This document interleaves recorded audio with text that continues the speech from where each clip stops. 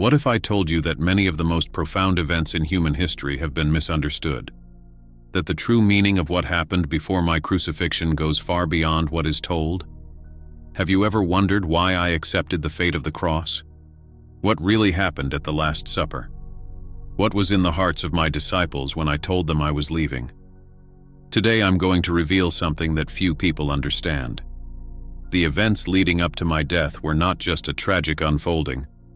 They are a powerful demonstration of the greatest spiritual laws at work. The fear, the doubt, the betrayal, the anger, and even the miracle were all intertwined in a much greater purpose. And there's something even deeper I want you to know. Something that can change the way you look at life, faith, and destiny itself. Stay with me to the end and find out what really happened in the moments leading up to the cross and how this story can change your life today. Have you ever been confronted with a truth you didn't want to accept? Something that seemed so far beyond your understanding that your heart refused to believe it? That's exactly what happened when I began to prepare my disciples for what was to come. They had left everything to follow me. Their families, their jobs, their homes. They had walked beside me for years, seen signs, felt the power of love transform lives, and witnessed the truth spoken without fear. But now, when they heard from my own lips that I was leaving, that my journey on earth was coming to an end, they couldn't accept it. How could it be? How could the one they called Master, the one who healed the sick and restored hearts, be sentenced to death like a criminal? The rejection of my departure was so strong that many refused to even listen. My fate frightened them, and the uncertainty of the future made them feel ungrounded. I saw in their eyes the terror of those who feel they could lose everything at once. But I had to prepare them, not only for the moment of the cross, but for something even greater, the continuity of the mission. They fought against this idea because they didn't understand what was really happening. For them, my death was the end. For me, it was only the beginning. Every teaching, every healing, every lesson I shared had a purpose far beyond that moment. But explaining this to hearts filled with fear and pain was not easy. Try as I might, the truth was too hard to accept easily. My time was running out, and I could see the inner struggle between faith and despair on their faces. What would come next would test each of them in ways they had never imagined, for when faith is tested, certainties begin to waver. What happens when everything you believed in begins to crumble before your eyes? When what seemed unshakable is shaken by the circumstances of life? My disciples were about to face this test. They had walked with me for years, witnessed miracles, heard words that gave life and meaning to existence. They had seen the impossible come true, and they knew in their hearts that I was sent by the Father. But now, faced with the imminence of my crucifixion, the faith they had cultivated began to waver. They couldn't conceive that the one they followed, the one they called the Son of God, could be handed over to men to be killed. Denial came as an instinct. They rejected this truth because deep down they feared what it meant for them. If I were taken away, what would happen to all that we had built? What would their lives become without me? They wondered if they would have the strength to carry on, if there would be any point in moving forward. I tried to show them that my departure was not an end, but a transition to something greater. I told them that they would see me again, even after my death, and that they should continue what we had begun. But their minds were still stuck in the limitations of the world, in the idea that everything must be tangible, visible, controllable.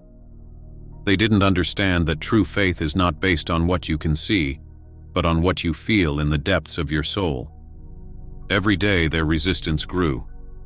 I saw the pain in their eyes and felt the weight of their doubts. It was hard for them to imagine that there was a greater plan at work. And as they struggled inwardly to accept the inevitable, we made our way together to Jerusalem, where my destiny would be fulfilled and the battle between fear and trust would intensify. The road to Jerusalem was different from all the other journeys I had taken with my disciples. There was a heaviness in the air, something that everyone felt but no one dared to name. I knew what awaited me, and they too began to realize that this was no ordinary moment. All the way I fought the thoughts that tried to weaken me. My heart wavered between the serenity that came from connecting with the Father and the fear that tried to overwhelm me. I knew that my mission didn't end there, but the suffering that awaited me would test my endurance to the limits of the flesh.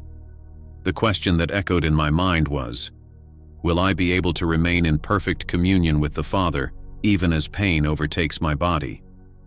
My disciples were restless. They sensed that something great was about to happen, but they didn't understand the depth of what was unfolding before them. Peter, always impulsive, said that he would never leave me, that he would face any danger by my side. Others wondered if all this was really necessary. Why should I die? Why would Father allow it? I tried to explain that life doesn't end with death, and that there are times when you have to go through the darkness to reveal a greater light.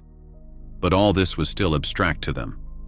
They saw the danger approaching, and deep down they wanted me to do something to stop it. They wanted me to use the power they had witnessed so many times to avoid that fate. But that wasn't the way. My destiny was not to escape, but to transform. Silence accompanied us all the way to the city. The weight of doubt and uncertainty grew inside her. And inside me, the battle wasn't over. For when fear tries to take hold, it can take unexpected forms, as it did in front of that fig tree by the side of the road. I was hungry, and in the distance I saw a fig tree. I walked toward it with the simple desire to find fruit, but when I got close I realized there was nothing there. Its leaves were green, but it was an illusion because it wasn't fig season. Without thinking, I said that the tree would never bear fruit again. The next day, my disciples passed by on the same road and saw that the fig tree had withered to the roots. They were amazed. They couldn't understand how this had happened. And at that moment I realized that this was yet another opportunity to teach them something essential. Thoughts and words have real and immediate power. Consciousness creates reality. What manifests in the physical world is nothing more than a reflection of what we cultivate within. I told them that if they had true faith, they could tell a mountain to move and it would move. But this power was not just in the word, but in the inner certainty. When a person is guided by love and absolute trust in the Father, the impossible becomes possible. But the opposite is also true. When the heart is dominated by fear, anger, or doubt, these forces manifest themselves everywhere and cause destruction. It was a lesson for her, as well as for me. In that moment I realized that I had allowed a fleeting impulse of frustration to become a destructive command. Never before had my words caused harm, and seeing the result reminded me of how much we need to be aware of what we carry within. Nothing happens by accident. What we put out comes back to us. When we sow love, we reap abundance. If we put out negativity, it comes back to us. My disciples pondered this as we continued our journey. But just ahead, we would encounter something even more challenging. For truth, when it confronts human interests, arouses resistance. And that's what happened when we arrived at the temple. As we approached the temple, I felt a different weight in my heart. It had been a long time since I had set foot there, and I knew that this visit would trigger the events that would lead to my crucifixion. But I went in anyway. And what I found there brought to the surface something I had long tried to control. The temple courts, which were supposed to be a place of prayer and encounter with the Father, were filled with the noise of traders. Men shouted as they offered animals for sacrifice. Money changers exploited pilgrims by exchanging coins at unfair prices. And all this was done under the permissive gaze of the religious leaders. The temple, which was supposed to be a sanctuary of light, had become a marketplace of exploitation and deceit. I was filled with indignation. It wasn't just what I saw there, but what it all represented. How many times have I taught that the Father does not want sacrifices, that he doesn't want bloodshed or empty rituals, but a sincere heart? And yet there they were, perpetuating traditions that only kept people in fear and submission. The impulse was immediate. I walked over to the tables and overturned them. Coins rolled across the floor, animals escaped from their cages, and chaos ensued. I shouted for them to stop, to understand that they were desecrating a sacred place. My heart burned, not with hate, but with pure revolt against the deception that blinded these people. But I knew I had crossed a line. When the priests and Pharisees heard what I had done, they decided it was time to silence me. Their eyes followed me with anger, and I realized that the seeds of my condemnation had been sown. Around me, even some of my followers were uneasy. My own disciples seemed uncertain. And as we walked away, I began to notice a different look on Judas's face. As we left the temple, I noticed a heavy silence among my disciples. They were troubled by what I had done that day. They didn't say anything, but they saw that it might hasten my condemnation. They felt that I was putting myself in danger, and perhaps deep down they had hoped that I would choose a safer path. Judas in particular seemed restless. His gaze was distant, lost in thoughts he didn't share. He had always been the one who hoped for a different Messiah, a leader who would free Israel from Roman rule, who would restore the power of the Jewish people. But after 3 years of walking with me, he still didn't understand that my kingdom was not of this world. I looked at my disciples and saw the confusion on their faces. They had followed my every step, listened to every teaching, witnessed healings and miracles. But now they seemed to be questioning everything. If I really was who I said I was, why was I about to be defeated? Why didn't I use the power they knew I had to avoid death? They wanted signs, something to justify their faith and free them from the fear of uncertainty. This lack of understanding left me with a deep sense of frustration. I'd spent years trying to show them that the kingdom of heaven was not about earthly power, not about overthrowing empires or conquering nations, but about transforming hearts. But now, on the eve of the most important moment, I saw that they were still stuck in the same old beliefs. How could they understand what was to come when their eyes were still looking for outward signs instead of looking inward? I knew I didn't have time. Things were moving fast and my destiny was approaching. So I decided to gather everyone together for a last meal. I wanted to leave a memory that would live on in them, something that would make sense even after I was gone. The room was ready, lit by lamps that cast soft shadows on the stone walls. The atmosphere had a different kind of stillness, the kind of stillness that precedes something final. My disciples gathered around the table, unaware that this would be our last meal together. As we sat down, I watched each of them. There was anxiety, concern, and even a certain fear in their eyes. João, always attentive, tried to understand what I was carrying in my heart. Peter, impulsive as always, wanted to speak but didn't know what to say. Judas, distant, had already made up his mind. He was still there, but his spirit had already separated from us. The meal began, and as we ate, John told the old story of the deliverance of the Israelites from Egypt. He spoke of the blood of the lamb that marked the doors of the houses so that the firstborn would be spared. It was a story the people knew well, but at that moment I realized something painful. Even after all the time we had spent together, they were still clinging to the idea of a God who demanded blood sacrifices. So I looked at the bread in front of me and knew what I had to do. I took it in my hands, broke it into pieces and divided it among them. "Eat," I said. "This is my body, given for you." They watched me in silence, not quite understanding. But I continued. I took the cup of wine, held it for a moment and said, "Drink, all of you. This is my blood that will be shed to bring the truth." They obeyed, but their eyes were full of doubt. I knew they wouldn't understand until later. My purpose was not to create a ritual, but to leave a symbol, something that would remind them in the future not only of me, but of what I represented. And so, before we finished, I looked at Judas and told him to do what he had to do, and to do it quickly. He stared at me for a moment, then got up and left. The others didn't understand what that meant, but they would soon. The night wore on, and the tension grew. I knew time was running out. I needed to be alone in prayer before anything happened. So we got up and went to a place where I always sought refuge when I needed to connect with the Father. The night was thick. The silence of the city was broken only by the sound of our footsteps.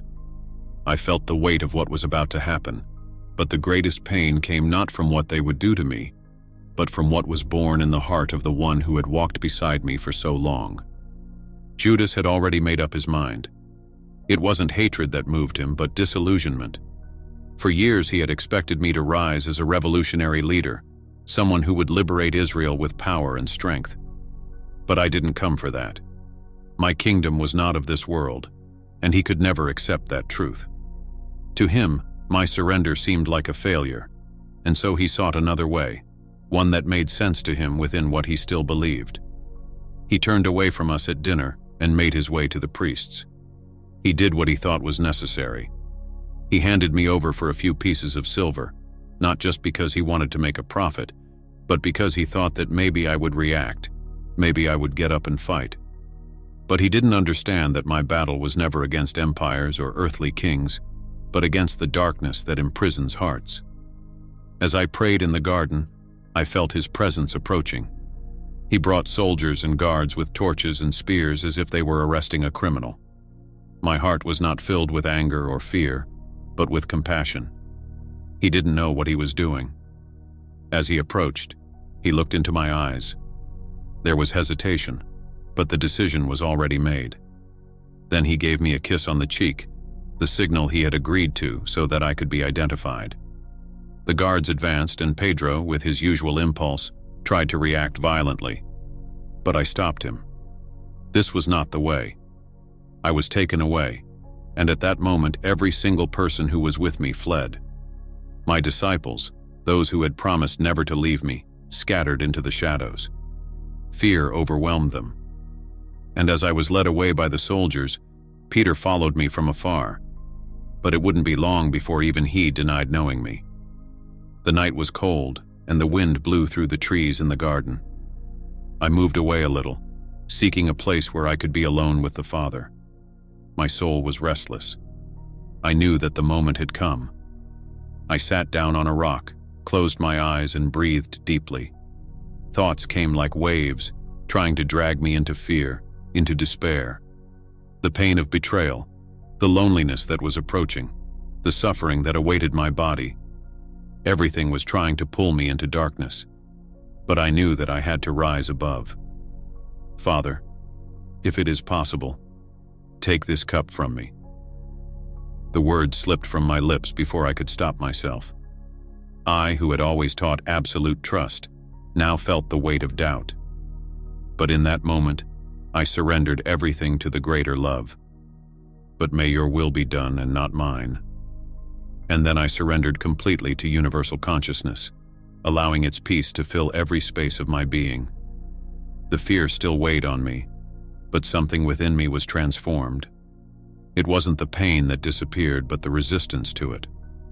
I understood that true strength lies not in avoiding suffering, but in walking through it with love and surrender. Fear dissolved into the certainty that the Father was with me, that he would never leave me. I got up and went back to where my disciples were, but I found them asleep.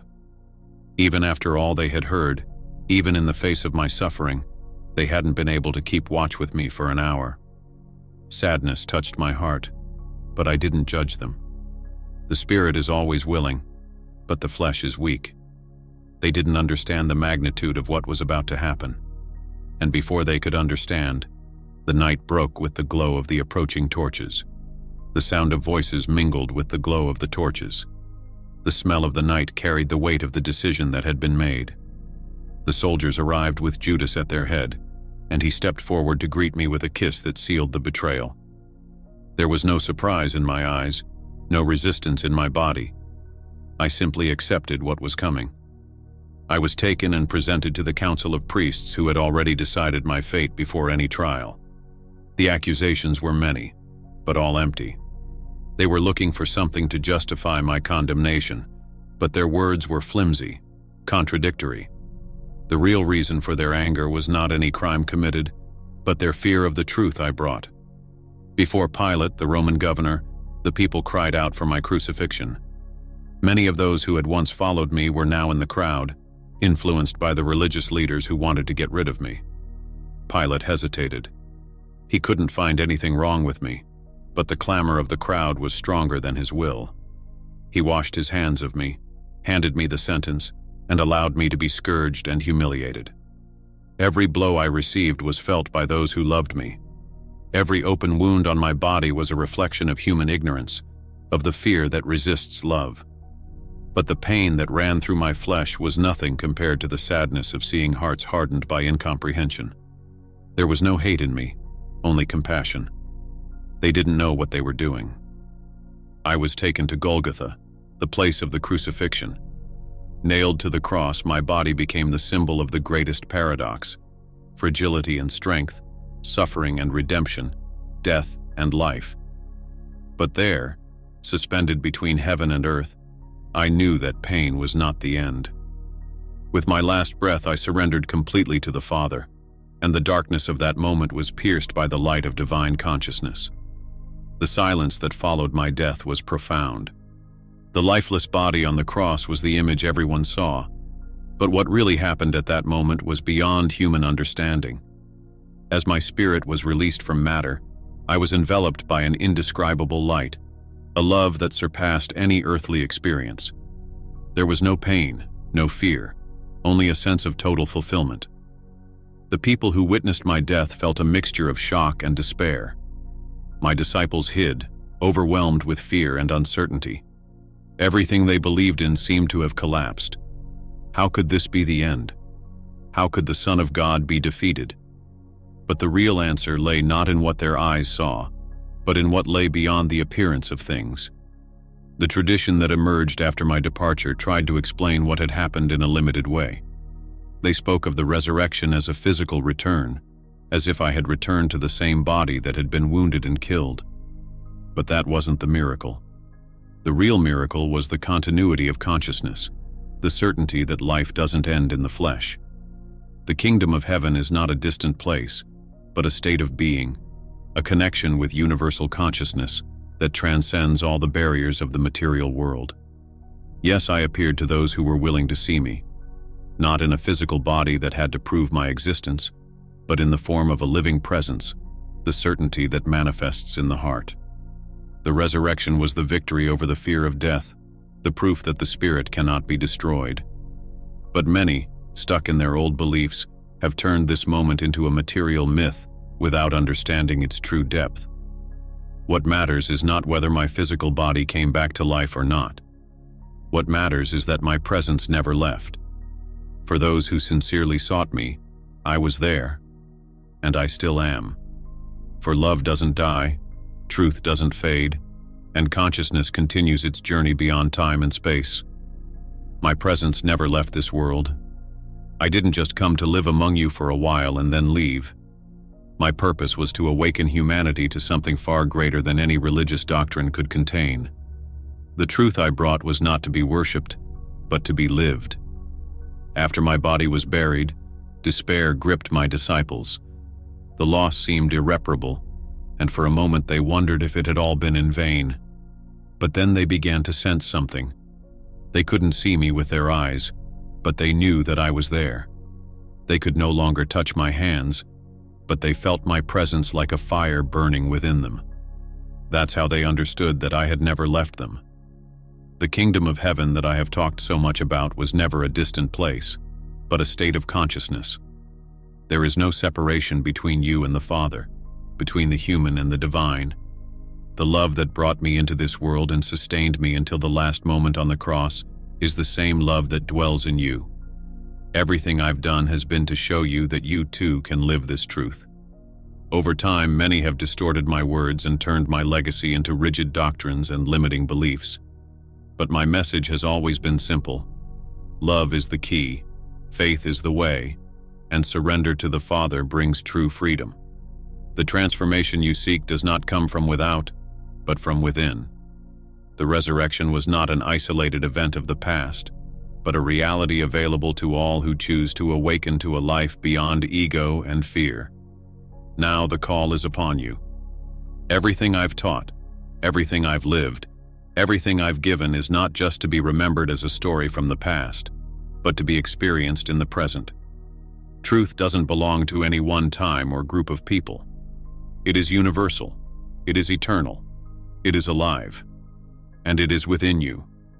Everything I have lived, Everything I have taught, everything I have given, was not so that you would follow me like an idol, but so that you would awaken to the truth within you.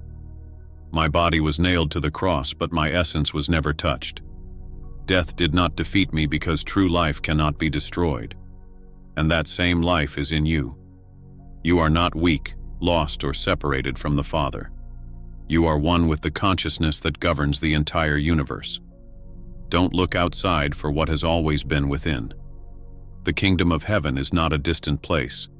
It is born in those who choose to live in love, truth, and unwavering faith. Oh.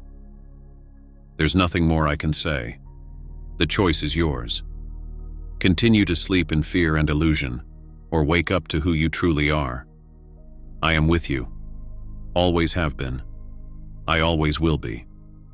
May your path be illuminated, and may you discover the peace that dwells within you.